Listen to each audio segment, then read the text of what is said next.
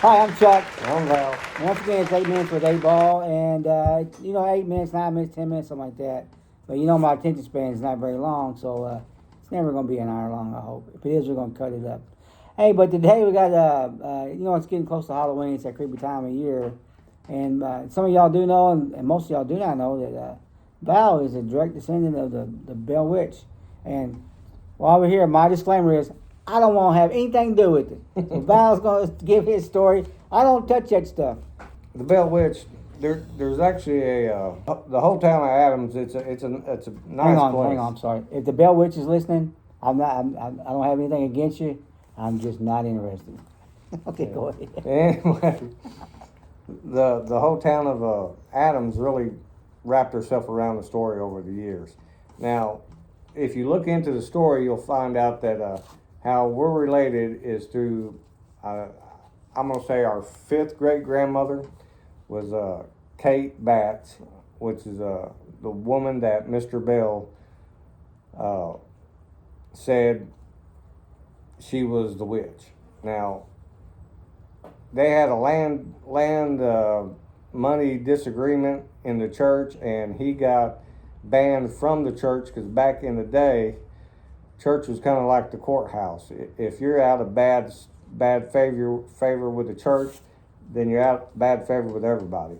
And so she kind of got him kicked out of the church or whatever over the situation, because it was actually due to. Is he Okay, stuck? now this is a long time ago, so don't. It was actually due to a slave situation. Now, back then, Kate owned slaves, and Mr. Bell used one of her slaves to get wood off of the property, and he didn't pay for the labor that he used. I believe that's how it goes. You can, like I said, check into the story. You'll find it pretty interesting. That's part of where the argument comes from. And then, of course, in the movie, they turned it into a whole different. Yeah, the movie has a whole different. Yeah, a whole different thing than what the factual. Hollywood did it. What, Hollywoodized it? Yeah. Bastardized it. I mean, it's a. Yeah, let's just leave it at what that is. But, and then there's but years later, I mean, there's all kinds of stories about this and situations that happened over the years, like one representation of it was that Bell's family, the boys were out running around in the field, and they found a jawbone that they thought belonged to like a deer or something, and they drug it home, and one of the tooths from the jawbone fell down the cracks of the floor, and about that time is when all this spiritual stuff started happening. Well, back then, the Bell property and the Batts property and all that, and was where Kate played at the most as a kid. In Adams, Tennessee, there's a place called the Bell Witch Cave, and over top of that cave is where Kate and them were playing at all the time. But anyway, that was a Indian burial ground.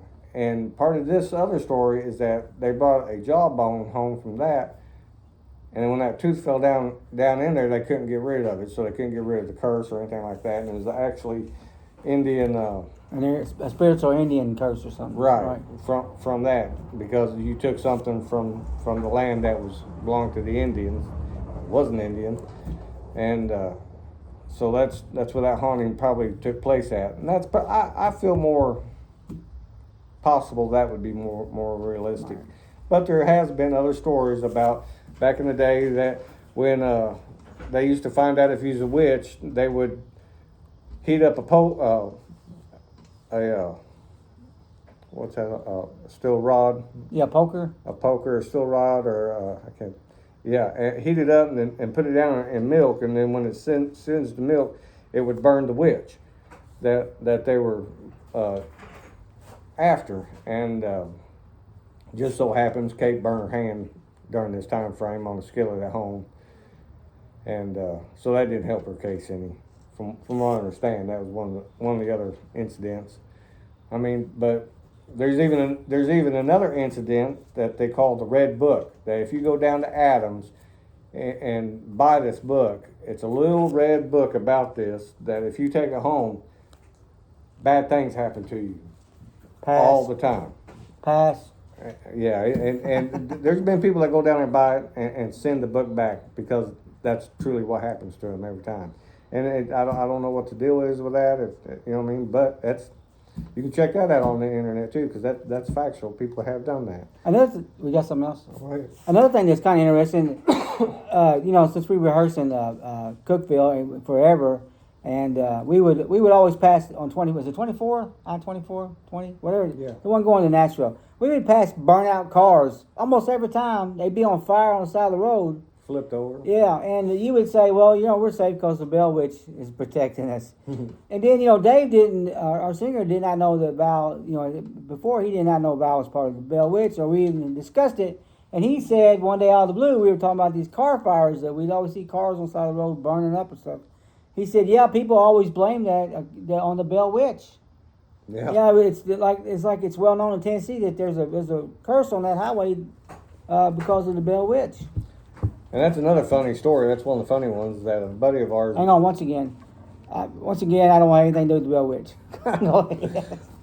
A buddy of ours, Murray Carter, he was with me one night. It was me and another buddy, Mark, and